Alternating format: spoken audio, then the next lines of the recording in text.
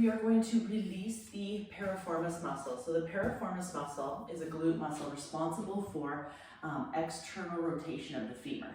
So when we find this muscle, it's really important that we find the right muscle, because we have lots of different glute muscles in there that are responsible for a lot of different actions. So the piriformis specifically is lower than your glute med, so it's lower than your pocket muscle, okay?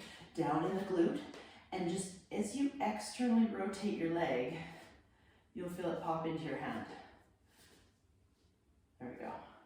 So I'm gonna find that muscle that pops into my hand when I turn my leg out to the side, okay? And I'm going to use my foam roller, my tune-up ball, or a golf ball. Don't use a lacrosse ball. Please get a normal fascial ball. You can get them Canadian Tire. You can get them from Tune-Up website. But we're gonna come down, finding that piriformis muscle you're on. You can keep externally dropping the leg out to the side so that you keep kind of reinforcing that you're on the right muscle.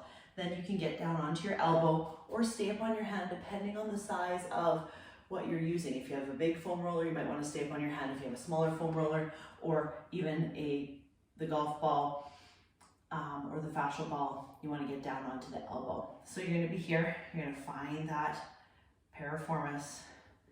There we go, external rotator. And you're going to hang out there with that leg externally rotated, almost externally rotating or pushing it out further, drawing that knee down to the ground to contract that piriformis even further. So you're contracting the muscle that's on top of the foam roller, the one that we're trying to release. And then you're going to exhale, relax. And then you can go into a neutral, so just legs straight out.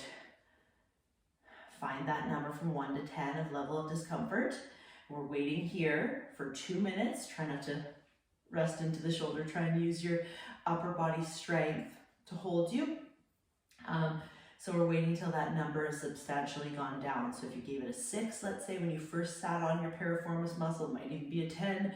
We're gonna wait till it's down to, at least 4 numbers down from what you first started, or 2 minutes. Sometimes you might not get a release out of some of these muscles, but just the habit of getting on them and trying to release them on a regular basis, giving yourself 2 minutes, your body all of a sudden starts unprotecting itself, and the fascia will eventually let go, and the trigger point will eventually release.